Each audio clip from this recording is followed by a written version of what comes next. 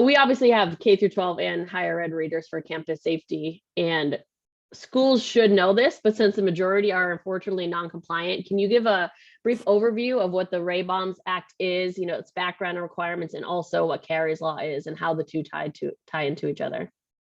Yeah, so the background on BAUM's Act and Kari's law, back in December 1st of 2013, Kari Hunt was a 31-year-old mother of three that was getting a divorce from her husband. They had arranged visitation at a local hotel in Marshall, Texas, and Kari had brought her three children to leave with her future ex-husband, for the weekend.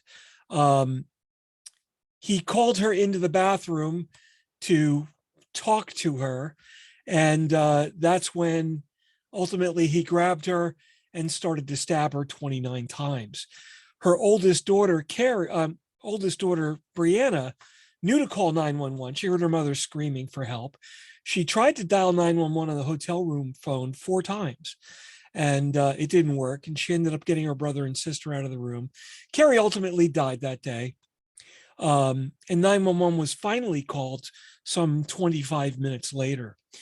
The tragedy behind that is Kari actually lived for probably 25 to 30 minutes, according to the coroners. And none of the 29 stab wounds were fatal in themselves. She had basically bled to death. I had picked up the story about a week after it happened in my Google alerts for 911. And I had already been working on multi-line telephone system direct dial 911 capabilities because I had just noticed that hotels were historically not compliant with being able to dial 911. You had to dial an 8 or a 7, or you had to dial some 4-digit code that didn't even go to 911. And so I had been on kind of a rampage to get compliance voluntary in hotels. And this happened at the end of the summer. And I reached out to Hank about a week after he had buried his daughter. It was a very uncomfortable phone call. And I said, look, I'm not looking to do anything here, but solve this problem. And I'd like to highlight your case, because he had started a change.org petition to get laws written. So I joined up with the Hunt family, and we proceeded to get his local legislators and, in the state going on this. We got a couple of states moving forward with Kari's law, which was just 911 access without an access code and on-site notification, letting someone on property know that an incident had happened. Because that's what it would have saved. Either one of those would have saved Kari's life. I was always pressured to add the location reporting, a dispatchable location. And I purposely left it out, and I took a ton of heat for leaving that out from the public safety community, because they wanted dispatchable location. But I had known, because I had been working on this for 10 years already, dispatchable location is the complex part. It's the money part. It's the part that stalls every bit of legislation that I've been dealing with for the last decade. And I said, you know what, we're going to get the basics down, and then we'll expand the law later. It was very unpopular. So BAUM's Act was an opportunity to add the dispatchable location capabilities or rules. And that was actually signed by the president just 6 weeks after Kari's law, but it took another 2 years or more for that legislation to go active, and then another 2 years beyond that for it to become mandatory. So again, I didn't want direct dial, which solves the bulk of the problems, to be delayed by what I knew was going to be an additional 4 years beyond the 4 years it took to get that going. This legislation is like making sausage. It's not pretty. So knowing this and not wanting to wait 10 years for a simple fix to a simple problem, we started with Kari's law and we added on BAUM's. Now, they've both been added under Title 47 regulations for the Code of Federal Regulations, and that's where they've been codified and penalties have been added and so forth. So sorry that was a long answer, but it was No, not an it's easy great. question. I know it's complicated, and it's got to be tough to have to tell that story every time, because I have kids and I can't even imagine that poor child, what they were going through, and she did all the stuff she's told to do in an emergency, and it just failed her. So I mean, it's unfortunate that it took that long for it to be implemented, but I mean, I can only imagine how many people it has helped so far. And obviously we cover K through 12 schools and higher ed. Who is required by law to be compliant? I get that question all the time. And I've even I just had a call the other day with a school board that said, well, we don't have to be compliant. And I said, why is that? I said, because we're a school. I said, have you read the law? Because the law specifically states everybody, even federal governments, which typically get exempted from a lot of these things. There's nothing anywhere that states anybody is exempt, especially a school organization.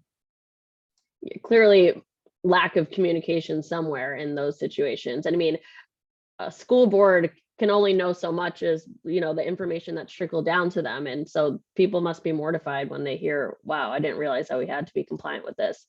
And now, as it relates to schools, aside from endangering students and staff, obviously non-compliance can lead to civil liabilities. Do you know of any instances where a school, whether it's K through 12 or higher ed, wasn't compliant with Baum's Act and it had serious consequences? And I ask this not with the intention of to obviously scare people, but realizing the reality of what could happen if your campus is not compliant. It's a great question, Amy, because I get asked all the time. Since I wrote Kari's Law, people come to me a lot and go, well, what about this? What about this? What's the penalty? What's the liability? What's the risk? And I tell people, the question they ask is, what is the penalty established by the federal government? And that's very clear. It's $10,000 for violating the law, and then it's $500 per day per non-compliant device. And that goes back to January 6th of 2022. So if you had 100 phones in your school, it's $500 a day times 100 times the number of days since January 6th of last year, plus 10 grand on top of that. Yeah, okay, that's a heavy number. But that's not the number to be worried about. The number to be worried about is the civil liability. It's the wrongful death lawsuit, which doesn't go by any federal regulation. It goes by a jury of 12 people who don't know anything about telephone systems, don't know anything about 911, don't know anything about technology for the most part, and are pretty upset that they're sitting on jury duty instead of going doing other stuff that they need to get done. And you're trying to convince these people that you didn't do some basic things to prevent the loss of a life. You're not going to win that battle. And the proof point of that is the Hunt family, when they sued the hotel chain on a personal liability wrongful death lawsuit with no local legislation, no county, state, or federal legislation, nothing. The hotel was completely compliant, 100%. A Texas jury awarded that family $41 million in wrongful death liability. That's the number you need to be scared of. Not that I violate a $10,000 federal penalty. Right. Mm-hmm. Yeah, you're going. By the way, you're going to get hit with that too now, but that's not the one that's going to cost you a fortune. Mm-hmm. Again, not to scare. This is reality. And there was another incident in St. Louis where a school, not a school, but a municipality that ran a municipal swimming pool that was being used for a summer youth camp function. I don't know what the organization was, but it was kind of a private use, semi-public use. A 911 call on a drowning from a phone at the pool was not provisioned correctly. And it went to an emergency center in Colorado that's there specifically to handle misrouted 911 calls because of location problems. So it was there doing what it was supposed to do, but the call was delayed from going to 911. Now, I don't know, this is fairly new. It happened this summer. hasn't gone to court yet. No one's established a lot of questions around this, and as far as fault and liability. But you've got a youngster who drowned. You got a 911 call that didn't go where it was supposed to, obviously delayed. That family did not know about the Kari's law or Ray BAUM's law, didn't know about the Hunt lawsuit. And their lawsuit has, again, rumor, gone from a $60 million lawsuit to over $100 million wrongful death lawsuit. Why? Because there are two federal laws that cover this now, in addition to the wrongful death. So here's two incidents, one that's resolved and one that's pending and getting bigger because of the issues. Again, I'm not trying to scare anybody, but this is reality. Yeah. On the contrary, do you have an example of a school campus that was compliant with Ray BAUM's Act, saving someone's life, or, undoubtedly making a difference in getting first responders there sooner? Yeah, we had 3 saves last year that were reported to us from schools because we also do, in our solution, not only do we cover the 911 calls from the telephone system, but we also cover cellular calls made inside of a geofence. So we geofence the property, and then we're able to track cellular calls from inside of that perimeter and notify staff. We had an incident where someone was walking down the sidewalk along the street in front of a school, tripped and fell, called 911 on his cell phone. School authorities were notified. They were there on site providing first aid 15 minutes before the ambulance got there. We had another one where there were students on the ball field on the weekend and had an overdose. 911 was called. And again, SROs that were on staff, in the facility on the weekend were able to respond out to the ball field, provide care. And there was a third one, I don't recall the specifics.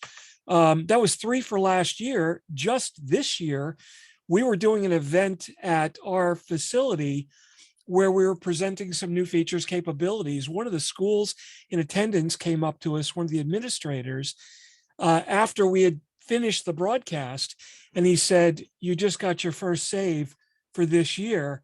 It wasn't even a 911 call. It was a intrusion alarm or motion detected in an area where there wasn't supposed to be somebody. It was a restricted area. When the SRO responded to check out the alarm, they found a teenage girl, semi-conscious, with an empty bottle of pills and a suicide note in her pocketbook. And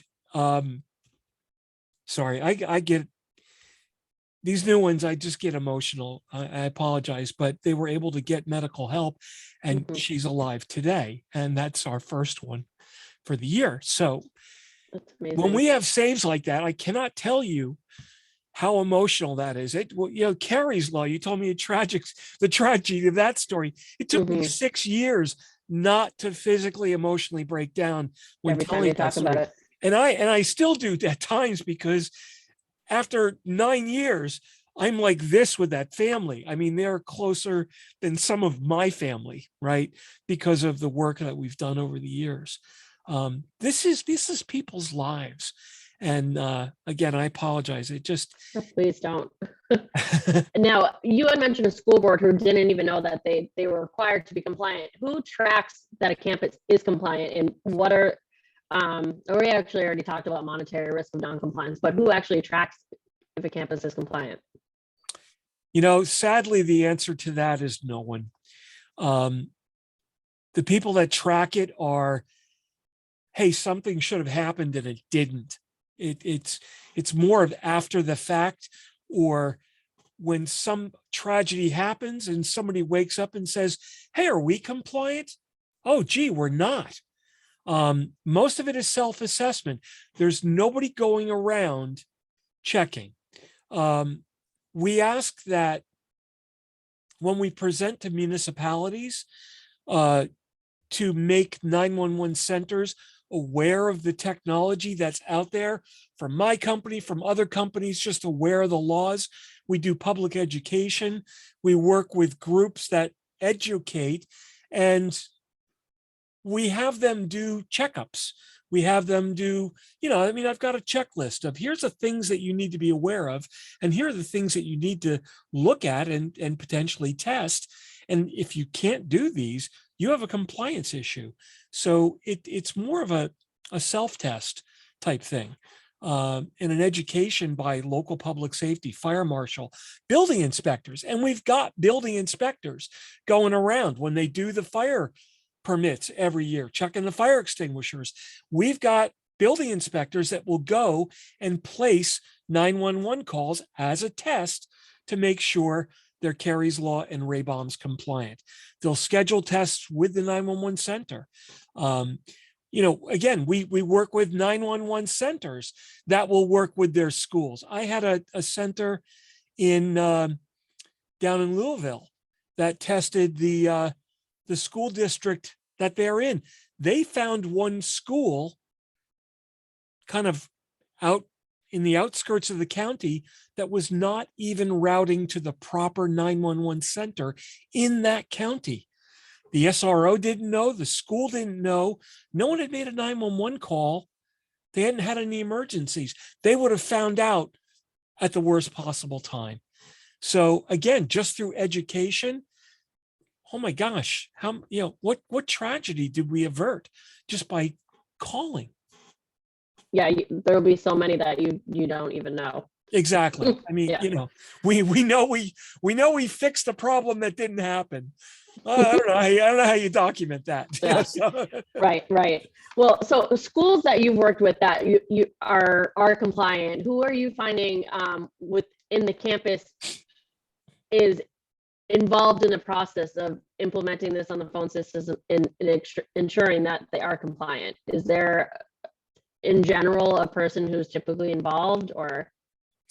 Well, I think it's the IT administrators, right? And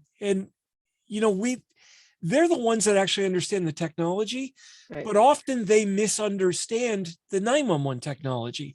That's part of the problem. I mean, 911 is kind of like black magic in the background. Nobody really understands how it works. So I like to educate people on 911. It's not that difficult. I could explain it to you or anyone else in a matter of 10 minutes, and you have the basic knowledge to understand enough to go test and understand if it's broken and why. It's not that difficult, but it's something that's never talked about. The IT people often have an idea, but they were taught by somebody who didn't understand what they were talking about. And they've actually got misconceptions about it. So we like to get to the public safety people, because a lot of people say, well, we don't know how 911 works. I've got a friend of mine who's a dispatcher. Well, guess what? The dispatcher is great at dispatching. The dispatcher doesn't necessarily know about technology to report 911 in a school. And without the education, they're no better at asking that question or answering it than anybody else. So again, we try to train those people. It doesn't matter who answers the question. It needs to be someone who understands the question.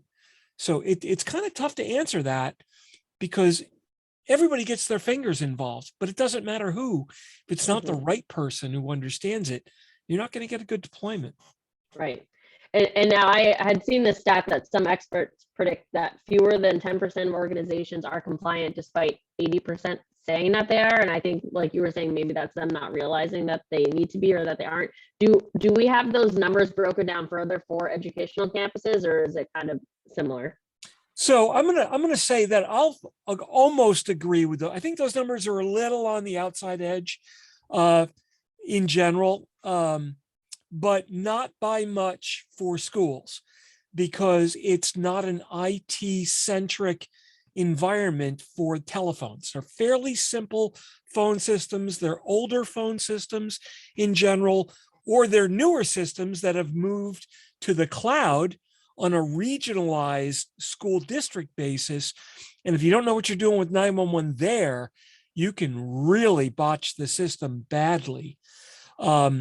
So I think for general business, there have been polls done across the industry, and again, self-reporting, 60% say they're compliant. Now that's someone being asked, are you compliant with a law that's federally mandated and exposing you to massive liability? No, I'm not compliant. You're not Right, going to right. get a lot of people that, Mhm. it's like, do you have your seatbelt on? Yes, it was on. So 60%, I don't believe that number. I Okay. think just by looking, less than 50 are actually compliant for general administration businesses. For schools, I'm going to say the 10% might be a little low.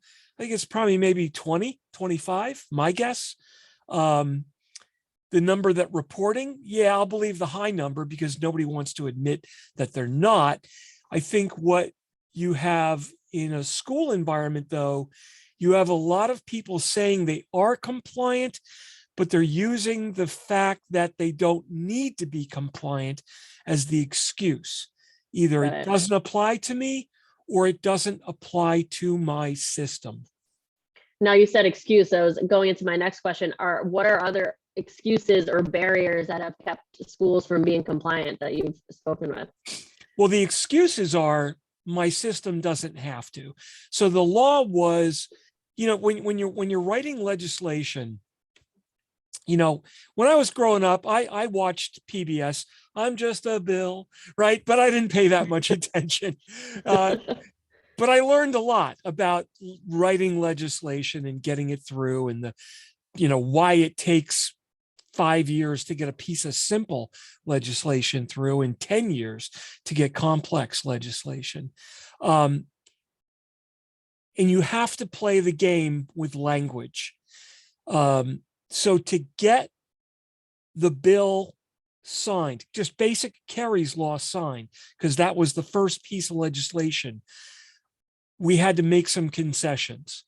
And we had to make the bill forward looking, which means it didn't apply to older systems. But I was able to get the caveat in there that it did apply to old systems if you upgraded the software release or you upgraded 50%, 51% of the hardware. And that was enough of a trigger to get under the wire to where I could get systems to be considered they need to be compliant. But you've got older archaic key systems that don't have to be, but people believe they fall into this. The bill is only forward looking.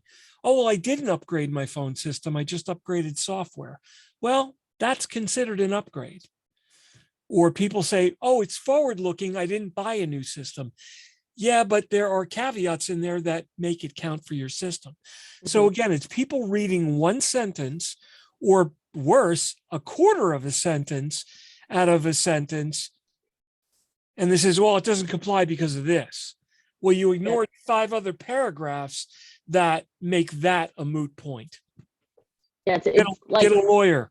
It's almost like human nature in a way to only read parts that you want to see. You know what I mean? Oh, I read this part, and so I can just ignore the rest. And I can only imagine how the acceleration in technologies as well can muddy legislation a bit, and then you have to, regularly update it, I would guess. And now, is funding ever a barrier for some schools? Or are they ever like, I don't have the funding to implement this? And how can they address that if that's the case? So we're constantly looking for funding vehicles, excuse me, from the federal government. From time to time, we talk to various grant writers, and there are vehicles that are out there if the grants are written properly, right? Anybody in education knows that, writing the grant is the art form. You can get a grant for almost anything if you've got a good grant writer. We're finding vehicles that are out there that are applicable around school safety. So there is money, but yeah, the expenditures are part of the problem, not because the systems are expensive. There's a perception that they are very expensive because they used to be, but technology has really brought the cost down. So they're a lot more affordable to do today. But people just are under this impression that it costs way more than it actually does. But there's been advances in technology that have brought the cost down considerably. Right. And now for schools looking to become compliant, where do they start, and what does the process look like? Is it complicated? You were saying it's not as expensive as people think it is. Yeah, so you have to define, it's like any other project. You got to define the scope. You have to establish what you need to do, what you want to do, how you want to implement it, what the environment is. The biggest thing is establishing what are you going to report for a dispatchable location. What resources do you have? Do you have SROs? When you have SROs on campus, it really actually simplifies the reporting. It's more appropriate to report a common response location or a couple of common response locations. You don't have to put a direct phone number in every single classroom, as long as you've got resources in the school that will identify that, either to staff on premises, like an SRO, or even respond to the office staff or the main office, and the main office will have a wallboard indicator that will point exactly to where the emergency is. You know, my gosh, you can go to Best Buy or any other discount store, and last I saw, you can get a 50-inch flat screen TV that's web enabled for a couple $100. All right, let's put a dedicated one of those in the lobby by the front door. My system and other systems can project an image on that screen when an emergency event happens. You are here, you need to go here, here's the path to follow. I don't even need to let somebody know on property. I can put that there, and that's good 24/7. So there's technology ways to invest minimal amounts of money that really expand the capabilities that are there, because technology has made it so much easier to do that. Right. And even if you have an older system, it makes it possible. Exactly. I mean, we've got technology that exists in the network layer that can pick up the oldest phone system out there. The oldest. I mean, you could just have plain old telephone lines in the building. We can still capture 911 events out of the network and do the notifications on the property because technology has advanced. Yeah, it's amazing.